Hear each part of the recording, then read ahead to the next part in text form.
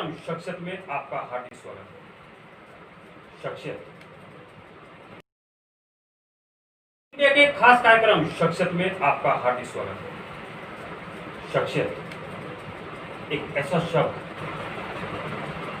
आज शख्सियत कार्यक्रम में हमारे साथ मौजूद हैं जनपद मुजफ्फरनगर के रहने वाले, जिन्होंने बॉलीवुड में अपना एक मुकाम हासिल किया है जो किसी परिचय का मोहताज नहीं है।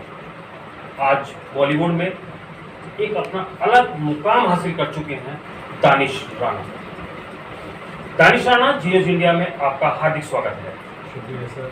आप बॉलीवुड में बहुत कम समय में जनपद मुजफ्फरनगर का एक मुकाम आपने हासिल किया है, एक नाम रोशन आपने किया है जनपद मुजफ्फरनगर का। दानिश, मैं ये जानना चाहता हूँ कि इतनी कम उम्र में आपने अपने टैलेंट को पूरी दुनिया के सामने जो जाहिर किया है, उसके लिए आप क्या सोचते हैं, क्या मानते हैं कि आपको किस किस का योगदान रहा है? आपके पेरेंट्स में पेरेंट्स का योगदान रहा है? क्या योगदान आपका रहा है? सर, सबसे पहले इसमें मेरे गुरुओं का योगदान है, क्योंकि अगर मैं ये कहूँ कि पेरेंट्स तो मुझे कुछ और बनाना चाहते हैं, लेकिन अच्छी बात है, उनका एक माँ बाप का अलग पर्सपेक्टिव से होता है। लेकिन यहाँ पे जो मेरे टीचर्स थे उन्होंने मुझे सबसे ज़्यादा सपोर्ट किया और कहीं ना कहीं आगे बढ़ने में उन लोगों का सबसे बड़ा हाथ रहा है। तो मैं सारा क्रेडिट्स उन लोगों को देता हूँ जिन्होंने मुझे समय समय पर सपोर्ट किया। आप एक युवाओं के लिए एक आइडियल बन के उभरे हैं दानिश, और बॉलीवुड के बारे में ये भी कहा जाता है कि बॉलीवुड एक ऐसा दलदल भी है जहाँ सुनहरा भी है और दलदल भी है।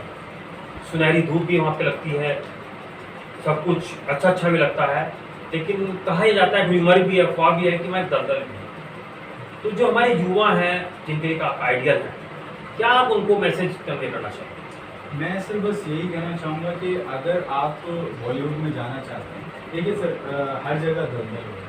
अगर हम बात करें पॉलिटिक्स की, अगर हम बात करें कंस्ट्रक्शन फील्ड की, वहाँ पे भी खतरा है, हर जगह खतरा है सर। लेकिन डिपेंड करता है आप पे, आपके पागलपन पे, कि आपका पागलपन किस लेवल का है। अपने गोल को अचीव करने के लिए सबसे पहले फिक्स कीजिए कि आपको बनना क्या है, उसके बाद आप उस राह पे निकलिए और मेहनत करना उस राह में चालू कीजिए।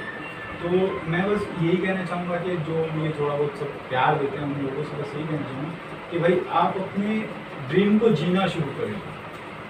एक बार जब अब्दुल कलाम सर का मुझे इंटरव्यू याद है कि एक बच्चे ने उनसे पूछा, सर हम अपने ख्वाबों को कैसे पूरा करें, कि आपको नींद आती है? वो कहने लगे हाँ। कि सॉरी, फिर वो तुम्हारा ख्वाब नहीं है, वो बस ख्वाब है। सपना वो है जो आप जागती आंखों से देखें और जिसे पूरा करने के लिए आप सोते हुए नहीं सर, जागते हुए मेहनत। तो मेरा यही मानना है कि मुझे नहीं पता होता जब मैं काम करता हूँ, मुझे नहीं पता होता दिन क्या होता है, रात क्या होती है। इवन मैं आपको मज़ेदार एक फैक्ट बताता हूँ सर, कि मुझे 3.5 साल होने आया है सर मुंबई में, लेकिन मैंने आज तक वहाँ का इंडिया गेट नहीं देखा। मैंने वहाँ की जो हिस्टोरिकल मोमेंट्स हैं वो नहीं देखे, बिल्कुल नहीं देखे। रीजन? मोनूमेंट्स, उसका रीज़न ये है सर, मेरा ऐसा मानना है कि मैं वहाँ पे ना अपनी कार से जाना चाहता हूँ। जब मैं मतलब इंडिया गेट जाऊँ तो मैं मेरी खुद की कार हो या जो बड़ी कार हो कोई, तो एक सपना है। देखो सर, एक सपना पूरा होगा दानिश। आपने बहुत कम समय में बहुत अच्छा मुकाम हासिल किया है और युवाओं के लिए आप एक प्रेरणा स्रोत भी हैं। और जैसे कि आप एक आपका जो बेसिकली स्टार्टिंग थी एंकरिंग से जी, और आज आप फिल्म प्रोड्यूस भी कर रहे हैं, फुल फिल्म को डायरेक्ट भी कर रहे हैं, तो वो सब एक ऐसा चीज़ संभव कैसे हुआ है? सर कुछ नहीं, मैं बोला घर से ऐसे नहीं कि मैं बहुत ज़्यादा पैसे लेके निकला, लेकिन हाँ ये है कि जब मेरा एंकरिंग करता था तो एक ही चीज़ होती थी, जैसे मैं किसी को बुलाता था, जैसे स्टेज पे बहुत चिल्ला के एंकरिंग करते थे, कोई सेलिब्रिटी आते थे तो उनके लिए हम बड़ा चिल्लाते थे, अरे ये आ रहे हैं, अरे वो आ रहे हैं, 10 जगह बताते थे कि भाई अरे ये आ रहे हैं। तो कहीं ना कहीं मन में एक रहता था, यार क्यों, मुझ में क्या कोई कमी है, वाई आई एम नॉट।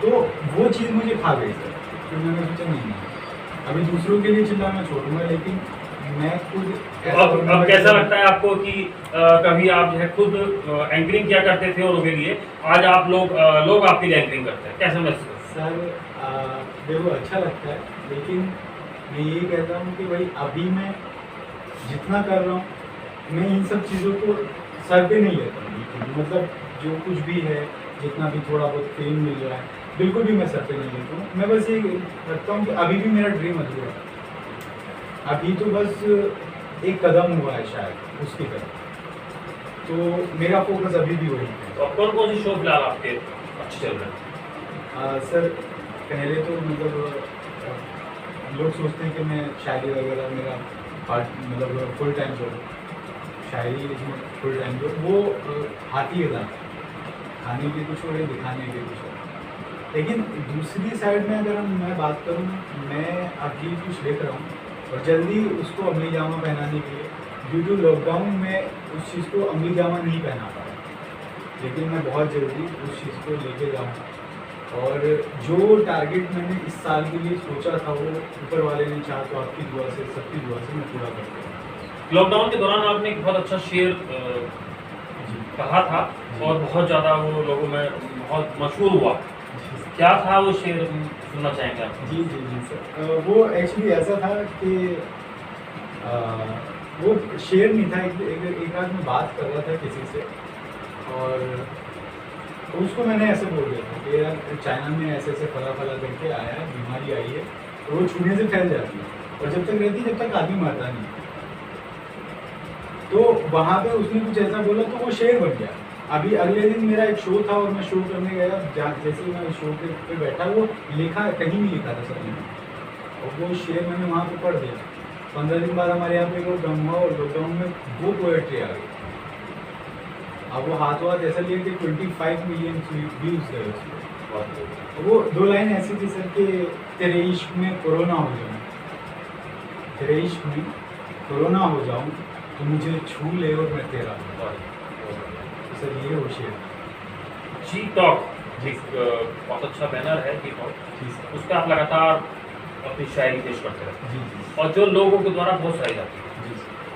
तो कैसे आपने उसको चुना, कैसे मतलब उसमें आप कैसे इतना समय आप कैसे दे पाते हैं कि फिल्म डायरेक्शन की लाइन में भी आप जाते हैं, जी फिल्म प्रोडक्शन की लाइन में भी आप जाते हैं, एक्टिंग भी आप करते हैं, जी। एंकरिंग भी आप अभी करते हैं, जी तो कैसे इतना सब कुछ मैनेज करते हैं? सर समय का सबसे बड़ा ये है कि जी टॉक्स का मैं आपको बता दूँ, महीने में एक प्रोग्राम होता है, उसका एक शो होता है, और एक दिन निकालना, एक 2 घंटा निकालना कोई बड़ी बात नहीं है। एक महीना से अगर हम 1-2 घंटा निकालें, और राइटिंग वर्क तो फुल टाइम चालू रहता है, कभी भी कोई भी थॉट आ सकता है, कभी भी आपका सीन चेंज करने का माइंड बन सकता है, और डायरेक्शन चलता रहता है। एक्टिंग का ऐसा है सर, खर्च चलाने के लिए, अब ऐसा मुंबई में रह रहे हैं तो वहाँ का खर्च भी झेलना पड़ता है, तो वो चलाने के लिए कभी कभी एक्टिंग भी करने जाते हैं। जैसे अभी एक दिन मुझे एक कॉल आया कि हेलो भाई, एक कैरेक्टर है करोगी। मैंने क्या है, एक फिल्म है, कि किसकी? मैंने कहा मेरी नसीरुद्दीन शाह की लड़की की फिल्म है, विमान शाह, और एक दिन का काम है। मैंने कहा कितना दोगे? तो कहने लगा यार 15 मिलेंगे, 2 मुझे दे देना, 13 दूंगा। मैंने कहा ठीक है चलो कर लेते। अभी मैं गया, जाके 3 घंटे में हमारा शूट खत्म हो गया, हम अपने पैसे लेके घर आ गए। तो इस तरह से मतलब आधे महीने का खर्च आ गया। तो वो कहीं ना कहीं एक्टिंग तो ऐसा है सर कि खर्च चलाने के लिए, मतलब एक जो आपका मकसद है जी वो फिल्म डायरेक्शन, बिल्कुल फिल्म डायरेक्शन आपका मकसद है। बिल्कुल।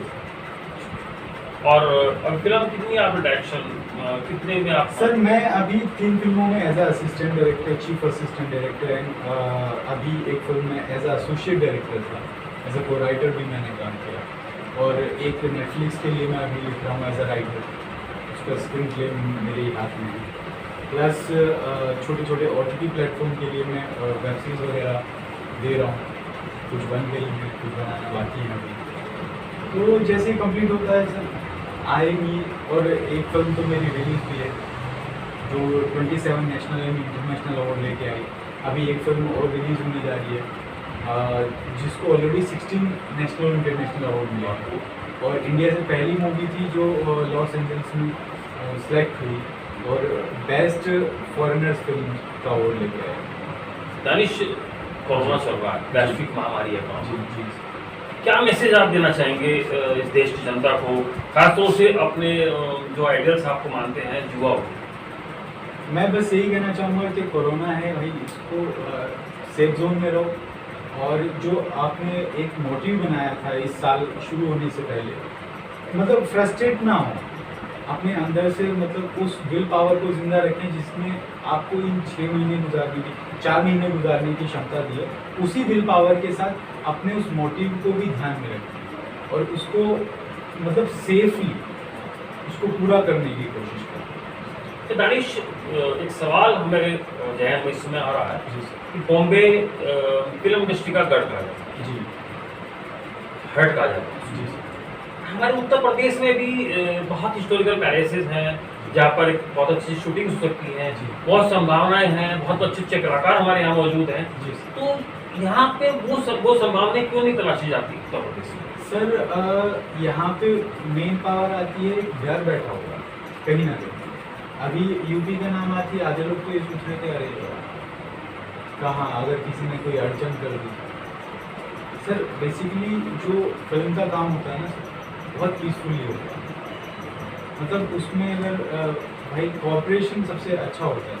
सपोज दैट अभी हम राजस्थान में शूट कर रहे थे, सर पूरे गांव में इतना अच्छा कोऑपरेशन किया, बहुत बहुत अच्छा ऑपरेशन। तो यहाँ भी दानिश जो छोटे छोटे शॉर्ट मूवीज बनती लेकिन हैं, सर मैं उसी दौरान की एक घटना आपको बता रहा हूँ।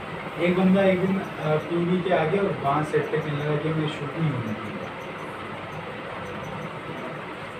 तो हमने समझाया बुझाया, वो नहीं माना, उसकी वजह से 3 घंटा से शूट। अभी लेकिन सबका चालू है, मीटर सबका चालू हो जाता है सर सेट पे जाते ही।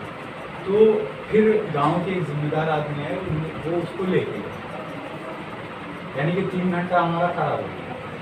जो चीज़ हम 1 घंटे में निकाल सकते तो उसको हमारे यहाँ सरकारी बहुत चाहती है कि यहाँ पे भी फिल्म लाइन को भी थोड़ा सा। सर मैं वही पहले सोच रहा हूँ। देखिए अभी मैं इतना बड़ा नहीं हूँ कि मैं बड़ी बड़ी चीज़ें करूँ कि मैं ये करूँ। हाँ, मेरे जहन में एक बात है कि जिस दिन मैं उस लायक हुआ तो मैं यहाँ की चीज़ों को बड़े लेवल पे, यानी कि मेरे खुद के शहर की कुछ स्टोरीज को मैं बड़े पर्दे पे दिखाना चाहता जैसे हमारे यहाँ जनपद मुजफ्फरनगर में भी बहुत प्रतिभाएं हैं, हूँ। अच्छे अच्छे सिंगर हैं, बहुत अच्छे अच्छे कलाकार हैं, जी बहुत प्रतिभाएं उनमें छुपी हुई हैं। जी क्या मैसेज आप उन्हें देना चाहेंगे कि वो किस तरह से उनको एक मोटिवेशन मिले?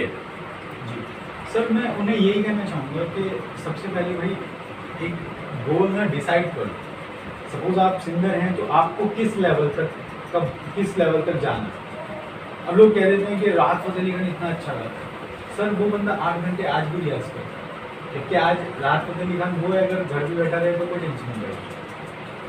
उसके दादे परदादों ने, ताया ने इतना कमा के दे दिया तो उसको कहीं जाने की जरूरत नहीं।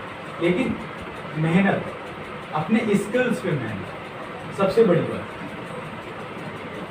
और हार्डवर्क करो, बहुत अच्छी बात है सर, हार्डवर्क करो अपने स्किल्स पे, स्मार्ट वर्क करो उसको प्रेजेंट करने के। 2 चीज़ें सर एक कलाकार को आगे बढ़ा सकते हैं, हार्डवर्क और स्मार्ट वर्क। स्मार्ट वर्क तो आपको प्रेजेंट करने के लिए, लेकिन आपको अगर अपनी स्किल्स पे करना है तो वो हार्डवर्क करना पड़ेगा, वो मेहनत करनी पड़ेगी, वो रियाज करना पड़ेगा। चाहे सिंगर हो, चाहे एक्टर हो, चाहे कोई भी हो सर, किसी भी कला में हो, किसी भी कला के क्षेत्र में हो, आपको वहाँ पे मेहनत करनी ही पड़ेगी। बहुत बहुत धन्यवाद।